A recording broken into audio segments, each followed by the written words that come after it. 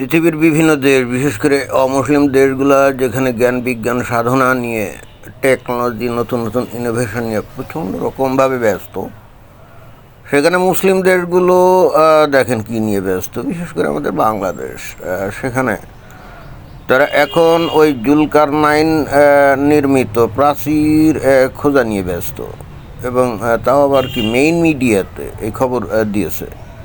News 24, এটা কিন্তু বাংলাদেশের একটা মেইন মিডিয়া। সেখানে জ্ঞান বিজ্ঞানের বিষয় প্রচার না করে বা বাংলাদেশের যুব সমাজ, ছাত্র সমাজকে জ্ঞান বিজ্ঞানের দিকে আকৃষ্ট না করিয়ে তাদেরকে বস্তুত আকৃষ্ট করাচ্ছে ওই কোরআনে কথিত এক জুলকারনাইন, যে নাকি গোটা পৃথিবীর অধিপতি ছিল।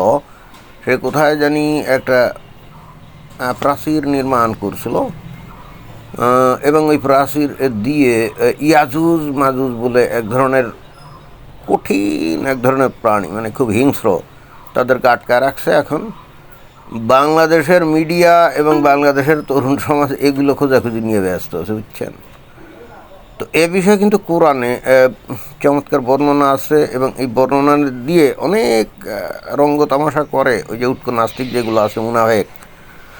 তো অতএব কোরআনের সেই বাণীগুলো যদি একটু পড়া যায়, তাহলে মনে হয় যে এই ভিডিওটা আর একটু সমৃদ্ধ হবে। কোরআনের 18 নম্বর সূরা নাম হলো আল কাহাফ। এখানে 83 যে নম্বর যা সেখানে বলছে, তোমাকে তারা জুলকারনাইন সম্পর্কে জিজ্ঞেস করছে, বলো আমি তার বিষয়ে তোমাদের নিকট কিছু বর্ণনা করব। এই যে তোমাকে বলতে ওই যে নবীকে তারা জিজ্ঞেস করছে, ওই যে আরবের লোকজন, তার মানে হচ্ছে আরবের লোকজনরা এই জুলকারনাইন বলে কোনো এক ব্যক্তির নাম জানতো, এবং হজরত মুহাম্মদকে পরীক্ষা করার জন্য তারা জিজ্ঞেস করছে যে আচ্ছা ঠিক আছে, ভালো কথা, তুমি তো এত কিছু জানো, আল্লাহ তোমরা তো সব কিছু জানায়, তো ওই জুলকারনাইন সম্পর্কে আমাদেরকে একটু বলো তো। তো এরপরে দেখি কি বলছে। অর্থাৎ আল্লাহ বলছে নবীকে বলতে দেয়, তুমি ওদেরকে বলো। কি বলতে বলছে? যে আমি তাকে পৃথিবীতে আধিপত্য দান করেছিলাম, আর তাকে সব রকম উপাদান দিয়েছিলাম, মানে পৃথিবীতে আধিপত্য করা, অর্থাৎ গোটা পৃথিবীতে আধিপত্য করত। তো দুনিয়াতে হেন কোনো বাদশাহ কি ছিল কোনো কালে কোনো দিন যে সারা দুনিয়াতে আধিপত্য করত? আবার তার নাম হলো কি জুলকারনাইন, তাই না? এ ধরনের কোনো ব্যক্তির অস্তিত্ব যদি থাকতো, তাহলে কি আমরা ইতিহাসের থেকে আমরা এটা জানতাম না? তার কিছু নিদর্শন নমুনা, প্রত্নতাত্ত্বিক নমুনা টমুনা খুঁজে পাওয়া যেত না? যেত তো, অবশ্যই যেত, তাই না? কিন্তু আমরা কিন্তু খুঁজে টুজে পাই নাই। বাট কোরআনে এই ধরনের একজন রাজার নাম বলছে। যেমন এইটা কিন্তু ওই যে হিন্দুদের পৌরাণিক কাহিনীগুলো তো এই কিসিমের বক্তব্য বিবৃতি মেলে। যেমন ওই সেটা হলো যে ভারতকে, মানে ভারতীয় ভূমিকেই বস্তুত ওই রামায়ণ মহাভারত যদি পড়েন, তো দেখা যাবে যে এই ভারত ভূমি সহ আশেপাশের কিছু দেশকেই তারা মনে করতো যে এটাই গোটা পৃথিবী, এরকম, এটাই গোটা পৃথিবী, এর বাইরে আর কোনো দেশ টেশ কিছু নাই। এবং সেই হেতু ভারত ভূমিতে যে রাজত্ব করতো তাকে মনে করা হতো সে গোটা পৃথিবীতে রাজত্ব করে। এই ধরনের ধ্যান ধারণা কিন্তু ওই হিন্দুদের পৌরাণিক কাহিনীগুলোতেও দেখা যায়। তো এখানে কোরআনেও কিন্তু ওই রকম মনে হয় মিডল ইস্ট ওই অঞ্চলে কেউ একজন রাজত্ব করতো, হ্যাঁ, তো তাকে জুলকারনাইন হিসেবে বলা হচ্ছে। বস্তুত পরবর্তীতে যারা নাকি কোরআন হাদিস চর্চা করে তারা বলছে যে এ আসলে ওই আলেকজান্ডারের বিকৃত নাম, অর্থাৎ আলেকজান্ডার দি গ্রেট আমরা তো জানি, তাই না? কত সেই 400 খ্রিস্টপূর্বাব্দের দিকে এই আলেকজান্ডার সেই সুদূর ম্যাসিডোনিয়া থেকে ওয়ান আফটার অ্যানাদার দেশ জয় করতে করতে করতে করতে একেবারে সিন্ধু নদী পর্যন্ত চলে আসছিল না? মানে বিশাল অঞ্চল, তাই না? এবং বস্তুত ওই প্রাচীনকালে বিভিন্ন সভ্যতায়, বিশেষ করে মিডল ইস্টের এই অঞ্চলে এই আলেকজান্ডারকে নিয়ে অনেক কাহিনী উপকাহিনী এগুলো ছড়িয়েছিল, অনেক কাহিনী উপকাহিনী ছড়িয়েছিল। এবং তখনকার ওই অঞ্চলের মানুষ তারা মনে করতো ওই আলেকজান্ডার যতটুকু দখল করছে সেটাই পৃথিবী, এরকম। এবং সে ধরনেরই ধ্যান ধারণা কিন্তু এই যে কোরআনে ফুটে উঠছে, তাই না? যদি আলেকজান্ডারকেই মেনশন করা হয়, তাহলে বলা হচ্ছে যে সেই ছিল গোটা পৃথিবীর অধিপতি, তাই না? অর্থাৎ ওই সময়ে যতটুকু মানুষ জানতো তার মধ্যেই তাদের জ্ঞান সীমাবদ্ধ ছিল, এবং সেটা কিন্তু কোরআনে প্রতিফলিত। 86 নম্বর আয়াতে বলছে যে চলতে চলতে, অর্থাৎ জুলকারনাইন চলতে চলতে যখন সূর্যাস্তের স্থানে পৌঁছলো, সূর্যাস্ত, তখন সে সূর্যকে অস্বচ্ছ জলাশয়ে ডুবতে দেখলো, আর সেখানে একটি জাতির লোকদের সাথে সাক্ষাৎ পেল। আমি বললাম, হে জুলকারনাইন, তুমি তাদেরকে শাস্তি দিতে পারো কিংবা তাদের সঙ্গে ব্যবহারও করতে পারো। এই আয়াতটা নিয়ে এই যে উটকো নাস্তিক ইহুদি কাফের এরা কিন্তু রঙ্গ তামাশা করে। কীরকম বলে যে দেখো দেখো কোরআন আসলে পৃথিবী যে ফ্ল্যাট এটারই একটা জাজ্জল্য প্রমাণ। কারণ পৃথিবী যদি ফ্ল্যাট হয় এবং তারপরে তাহলে সূর্য যে উদয় হয় বা অস্ত যায়, তাহলে নির্দিষ্ট একটা জায়গায় অস্ত যাবে না বা উদয় হবে না। অর্থাৎ পৃথিবী যদি ফ্ল্যাট হয় তাহলেই কিন্তু সূর্য নির্দিষ্ট কোনো একটা জায়গা থেকেই অস্ত যাবে। ফ্ল্যাট এবং যদি পৃথিবী যদি না ঘোরে আর সূর্য যদি ঘোরে তাহলেই শুধুমাত্র এরকম একটা নির্দিষ্ট অস্তস্থল থাকবে এবং উদয়স্থল থাকবে, তাই না?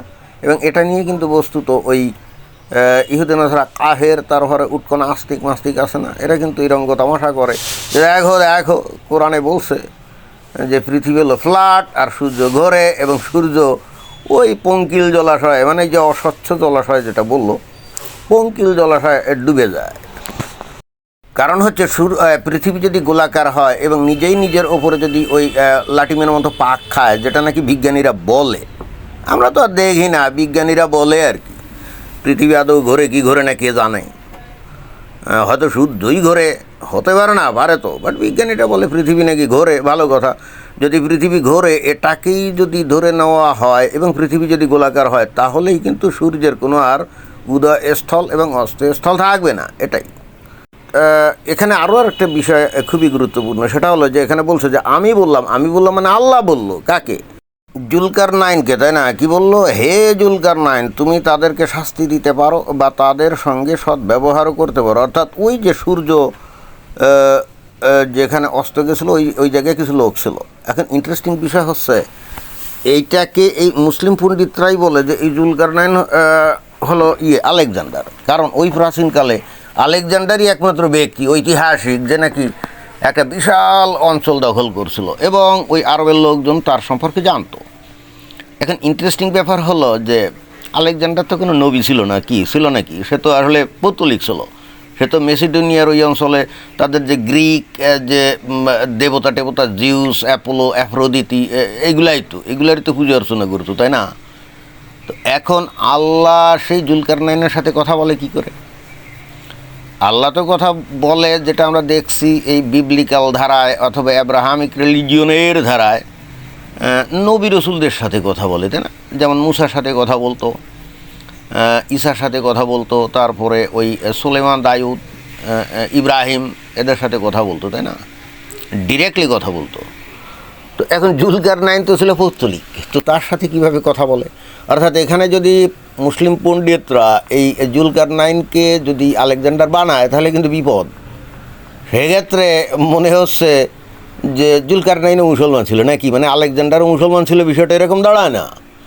আর যদি আলেকজান্ডার হিসাবে একে চিহ্নিত করা না হয় তাহলে এই গল্পটা কমপ্লিটলি কল্পিত একটা গল্প। কারণ অতীতকালে আর কোনো কেউ এরকম একটার পর একটা দেশ জয় করে নাই। আমরা জানি যে মিশরের ফেরাউন অথবা ওদিকে মনে করেন যে নিমরড ছিল, ওই যাকে বলা হয় ওই নমরুদ, তাই না? এবং অ্যাসিরিয়ান সভ্যতা ছিল, ব্যাবিলনিয়ান সভ্যতা ছিল, সাইরাস দি গ্রেট ছিল, এরকম আরও অনেক রাজা বাদশাহ তারা কিন্তু সাম্রাজ্য তৈরি করছিল। বাট কিন্তু তারা এত দেশ জয় করেছিল না। ওই যে ফেরাউন মিশরের, ও কিন্তু শুধুমাত্র যে মিশরের ওই অঞ্চল পর্যন্তই তার রাজত্ব ছিল। তারপরে যে Persian king Cyrus the great, সে কিন্তু ওই যে পুরা বর্তমানে যেটা ইরান, তারপরে ওই যে সিরিয়া, তারপরে ইরাক, এই অঞ্চলটুকুই কিন্তু তার দখলে ছিল, এর বাইরে কিন্তু ছিল না। বা ব্যাবিলনিয়ান সম্রাট নেবুচাঁদনেজার যেগুলো, বা অ্যাসিরিয়ান কিং টিং বা তাদের যে সাম্রাজ্য ছিল, এগুলো কিন্তু ওই মনে করেন যে ওই অল্প কিছু জায়গার মধ্যে সীমাবদ্ধ ছিল। কি অর্থাৎ প্রাচীনকালে আমাদের হিস্ট্রিক্যালি যেটা আমরা জানি সেটা হলো একমাত্র আলেকজান্ডার দি গ্রেটই ওয়ান আফটার অ্যানাদার সেই ইউরোপ থেকে সুদূর মেসিডোনিয়া থেকে জয় করতে করতে করতে একেবারে এই সিন্ধু নদের কিনার পর্যন্ত আসছিল।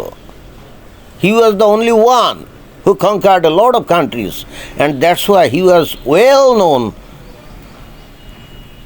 কোথায়? ওই অঞ্চলে। ঠিক আছে।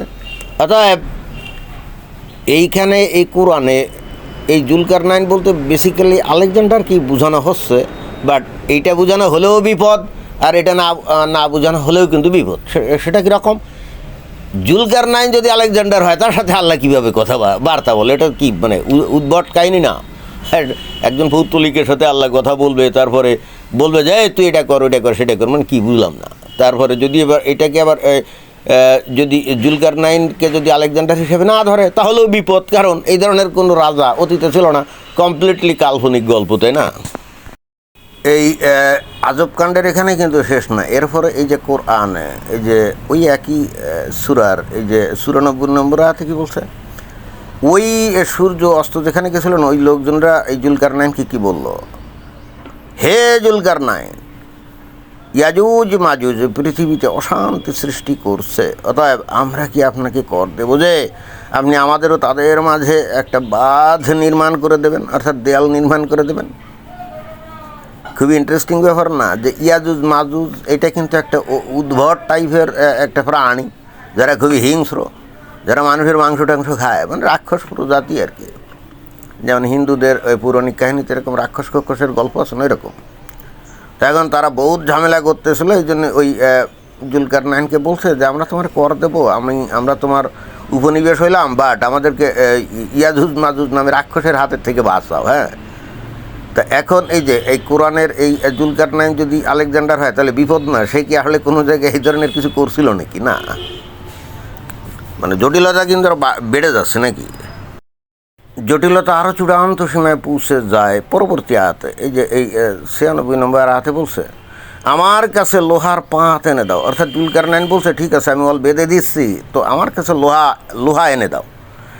শেষ পর্যন্ত যখন সে দু পাহাড়ের মাঝের ফাঁকা জায়গা পুরাপুরি ভরাট করে দিল, সে বলল তোমরা হাফরে দম দিতে থাকো। শেষ পর্যন্ত যখন তা আগুনের মতো লাল হয়ে গেল, তখন সে বলল আনো, আমি এর ওপর গলিত তামা ঢেলে দেবো। যাই হোক, এখানে লোহা দিয়ে কিন্তু ওই ওয়ারটা তৈরি হয়েছে, বুঝছেন? মানে তৈরি করছে কে? জুলকারনাইন।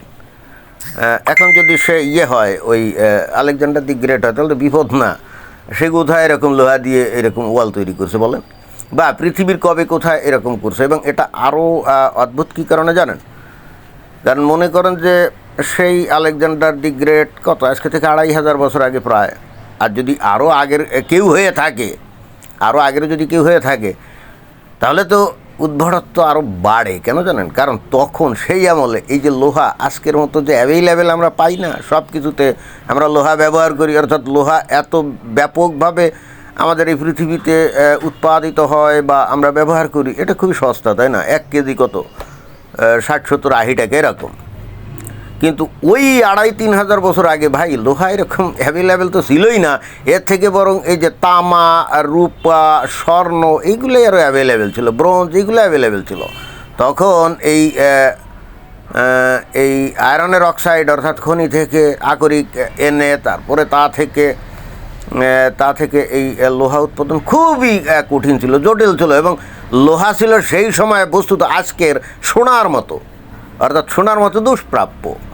আজকে সোনার মতো দুষ্প্রাপ্য অনেকটা। তো অতএব ওখানে কাড়ি লোহা এনে হাজির করে ফেললো এবং তারপর একটা বাদ দিয়ে ফেললো। কমপ্লিটলি কাল্পনিক গল্প না? তো যাই হোক, এখন কাল্পনিক হোক আর যাই হোক, কোরআনে যেহেতু আছে, মুমিন মুসলমানরা তো এটা দৃঢ়ভাবে বিশ্বাস করেন নাকি?